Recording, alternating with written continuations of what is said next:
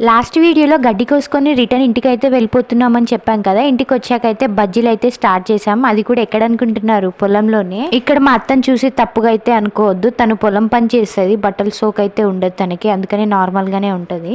ఇంకా మా ఆడపడుచు వాళ్ళ హస్బెండ్ అంటే మాకు అన్నయ్య అవుతారు, ఆ అన్నయ్య ఇంకా మా అత్త ఇద్దరు కలిసి బజ్జీలు అయితే స్టార్ట్ చేశారు.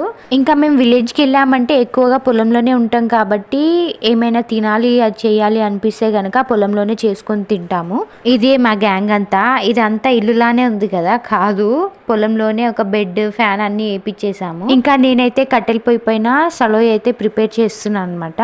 వెదర్ అయితే కూల్ ఉండే, వేడివేడిగా బజ్జీలు తిందామని చెప్పేసి మా అత్త వాళ్ళైతే బజ్జీలు చేసేసారు మొత్తానికి. ఇంకా ఉన్న వాళ్ళందరం కలిసి చెరో పని అయితే పంచుకొని అయితే చేసుకుంటాం అనమాట. ఇంకా మాడపడుచు వాళ్ళ కొడుకు అయితే మేము ఏం పని చేసినా వాడు పక్కా హెల్ప్ చేస్తాడనమాట, ఖాళీగా అయితే కూర్చోడు. సలోయ్ కోసం పిండి అయితే పిసుకుతా మామి నేనని చెప్పేసి వాడు నా పక్కనే కూర్చొని పిసుకైతే ఇచ్చాడనమాట. ఇంకా మేము పొలంలోనే రైస్, రొట్టెలు, సలోయి, బజ్జీలు అయితే చేసుకొని ఇంటికి వెళ్ళి అయితే తిన్నాము. Thank you for watching. ఇలాంటి మరిన్ని వీడియోస్ కోసం మన ఛానల్ని సబ్స్క్రైబ్ అయితే చేసుకోండి. బాయ్, మరి ఉంటాను.